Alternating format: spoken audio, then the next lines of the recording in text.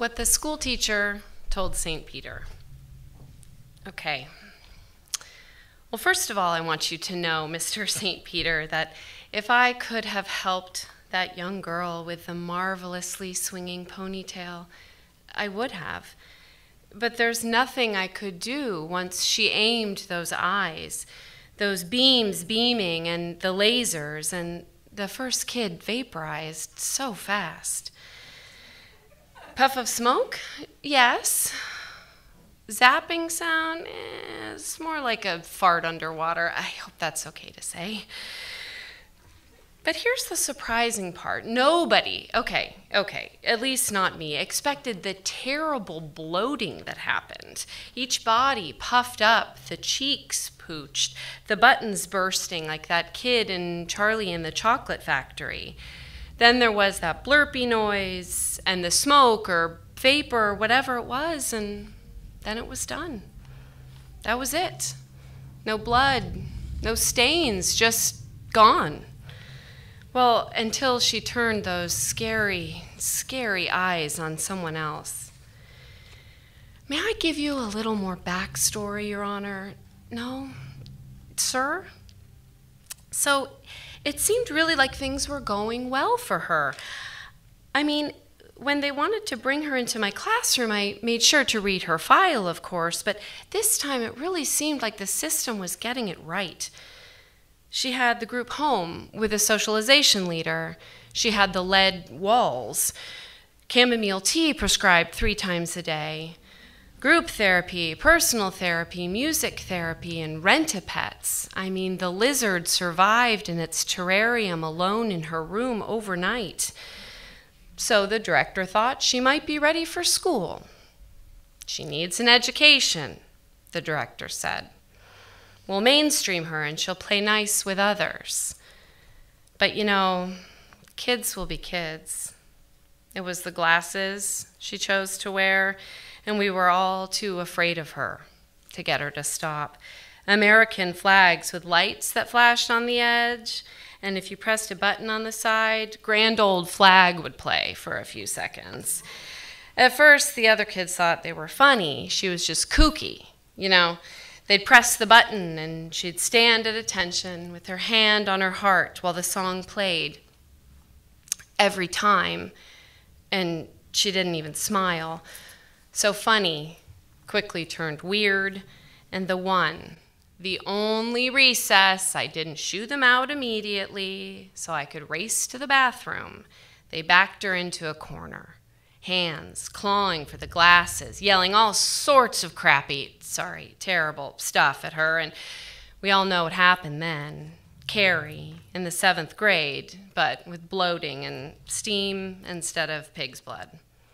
It was only her 4th day. What do I think will happen to her? Well, shoot. If I were a betting person, which I'm not, of course, I'd bet on lawsuits and articles and Dr. Phil's or whatever, trying to make a buck with her. There'd be witch hunts and more group homes. I'm going to try from up here, if you'll tell me how, please, to get her up to Alaska and start over or something. Yes, sir, I absolutely have remorse. Gosh. Walking into that classroom, they were alone for 3, maybe 4 minutes. I just stood there, watching the Atkinson boy puff up and vanish. Then I heard that creepy group gasp, and then perfect silence, punctured by Matthew's watery scream. He was the next to go, of course, and I just froze in the doorway. I was just mesmerized by her silky, I mean like a 70s hair commercial ponytail, seriously.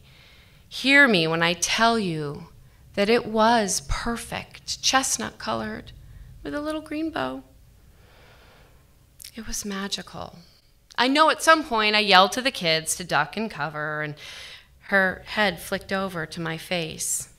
My second to last vision was of that perfectly curled ponytail bouncing so slowly as she turned to face me. And then, well, the last thing I saw were her eyes.